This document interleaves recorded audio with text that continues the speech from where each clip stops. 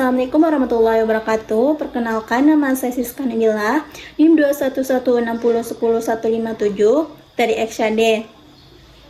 Di sini saya akan membuat video untuk UAS statistik saya, di mana saya membahas bagaimana caranya menganalisis pengaruh lingkungan kerja dan pengalaman kerja terhadap produktivitas kerja menggunakan regresi linear berganda di SPSS.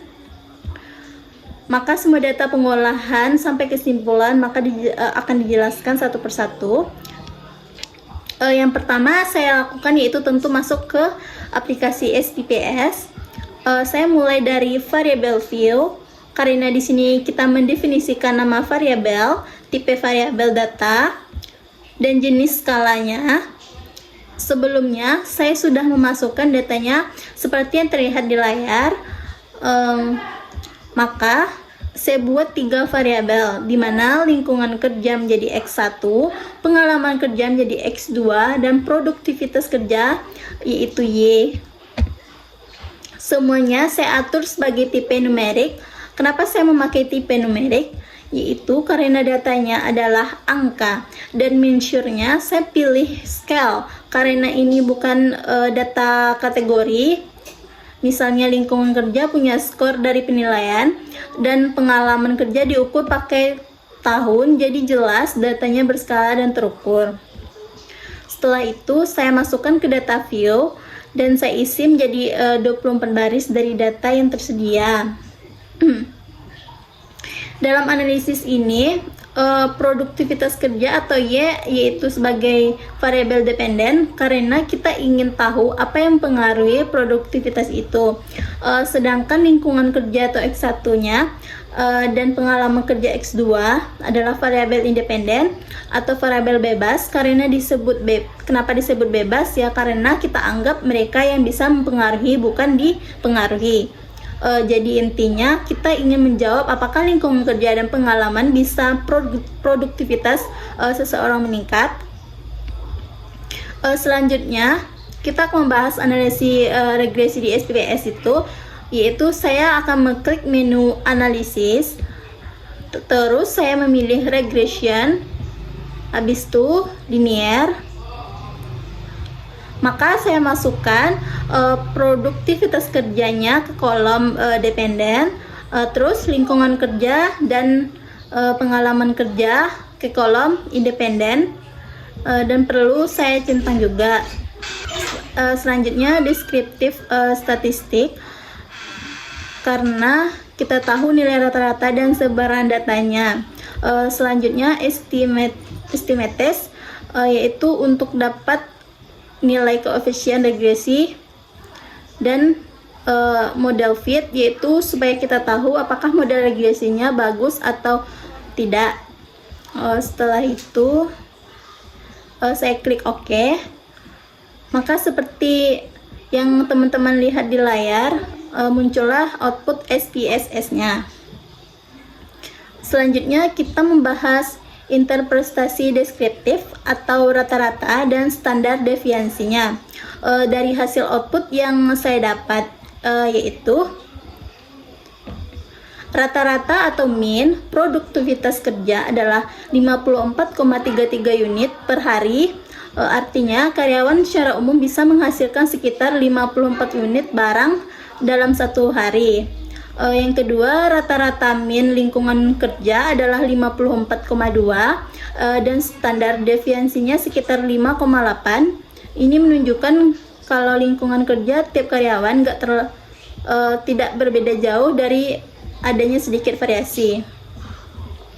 Yang ketiga, rata-rata atau mean pengalaman kerja adalah 5,29 tahun. Artinya sebagian besar karyawan sudah mempunyai pengalaman kerja sekitar 5 tahun. Maka standar deviasinya sekitar 1,8, jadi ada yang lebih tinggi, ada juga yang baru 2 tahun kerja. Selanjutnya kita membahas nilai alfa 0,01 dan selang kepercayaan. Nilai alfa 0,01 itu artinya tingkat kesalahan kita cuma 1%. Karena kita pakai confident level 99%, maka kita sangat yakin hasil kita ini benar dan bukan karena kebetulan. Tapi dari SPSS ini nilai signifikan atau model signifikan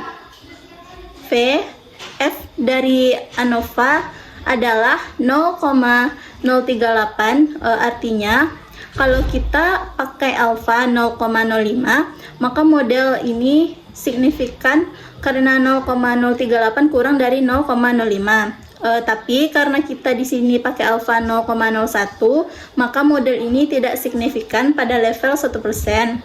Jadi keterangannya model ini belum bisa dinyatakan sangat kuat atau sangat signifikan secara statistik. Selanjutnya kita membahas korelasi X1 dan X2 terhadap Y. Dari tabel korelasi seperti yang dapat dilihat dari layar ini, maka hubungan antara lingkungan kerja dan produktivitas kerja adalah 0,450 dengan nilai signifikan 0,014. Artinya hubungan ini cukup kuat dan signifikan. Sedangkan pengalaman kerja dan produktivitas punya nilai korelasi 0,293 dengan signya 0,083. Ini berarti ada hubungan tapi tidak signifikan. Maka dapat disimpulkan bahwa lingkungan kerja ini memang punya dampak ke produktivitas, tapi pengalaman kerja belum tentu. Bisa jadi karena kualitas pengalaman kerja tiap orang berbeda atau karena faktor lain. Selanjutnya kita membahas koefisien determinasi atau R-square-nya. Jadi nilai R-square-nya yaitu 0,268, artinya cuma 26,8% variasi dari produktivitas kerja yang bisa dijelaskan oleh lingkungan kerja dan pengalaman kerja. Sisanya 73,2% itu dijelaskan oleh faktor lain. Selanjutnya kita membahas model regresi linear berganda. Dari tabel koefisien di SPSS ini, maka model regresinya dapat saya mendapat yaitu Y sama dengan 27,838 ditambah 0,413 sebagai X1 tambah 0,775 X2. Maka ini artinya model regresi kita menggunakan 3 angka untuk memprediksi produktivitas. Selanjutnya tentang koefisien regresi serta interpretasi A, B1, B2. Maka A sama dengan 27,838.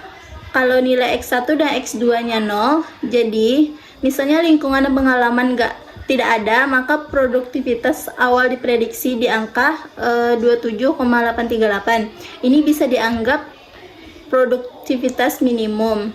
B2 nya yaitu 0,413. Artinya kalau nilai lingkungan kerja naik 1 poin, misalnya dari 50 ke 51, maka produktivitas kerja akan naik sekitar 0,413 unit per hari dengan asumsi pengalaman kerja tetap. B2 0,775, artinya kalau pengalaman kerja naik 1 tahun, maka produktivitas akan bertambah 0,775 unit per hari. Tapi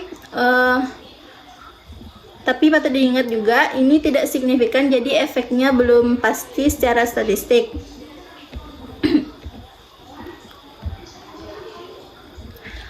Selanjutnya kita membahas prediksi produktivitas kerja seperti yang ada di soal. Maka kita masukkan lingkungan kerja yaitu 50, pengalaman kerjanya yaitu 10 tahun.